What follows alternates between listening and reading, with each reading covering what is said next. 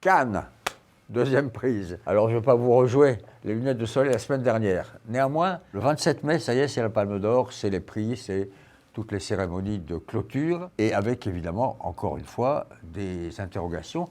Et j'ai appelé mon correspondant, un de mes correspondants, Alain Grasset, qui est un grand spécialiste du cinéma, journaliste, freelance, et qui m'a dit voilà à peu près où on en est. Il y a plusieurs films qui sont en compétition et qui peuvent avoir quelque chose.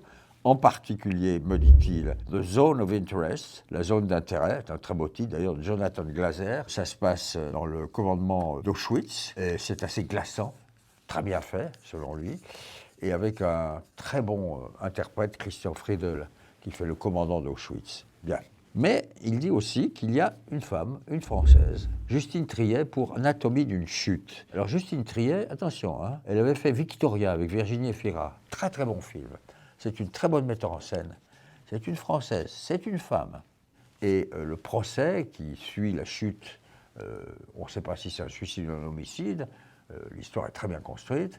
Le procès suivi par le petit garçon, qui voit sa mère en procès, a une dimension, une force qui, paraît-il, d'après mon correspondant, peuvent nous amener à une surprise. N'oubliez pas que les femmes, cette année, on s'attend peut-être à ce qu'elles soient vraiment bien primées. Alors attention, me dit Grasset, on n'a pas encore tout vu. Il reste encore 4 films. Hein. C'est souvent le cas. Là, les derniers jours, tout d'un coup, il y a la surprise.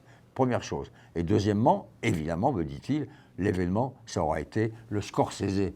S'il avait été dans la sélection officielle, il aurait eu tous les prix, mais il n'en a plus besoin. Scorsese. Ce qui compte, c'est, me dit-il, que ça se passe très bien, que la sélection a été très bonne, la tenue générale des films, aussi bien certains regards aussi, est tout à fait satisfaisante. Et selon lui aussi, l'ambiance est bonne, tout le monde est content, ça bouge, on a retrouvé l'esprit de Cannes après Covid.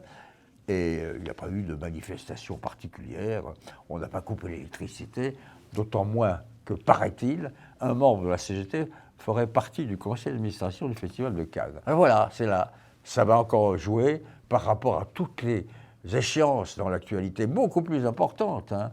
Le Standard & Poor's, la dette française, l'Ukraine, bien sûr, DeSantis, Biden, rien de tout cela ne compte, c'est la Palme d'Or qui compte. Le 27 mai. Et le 28, ça sera Roland-Garros avec Alcaraz, mais sans Nadal. Donc, Cannes, Roland-Garros, c'est le mois de mai, joli mai, comme chacun sait.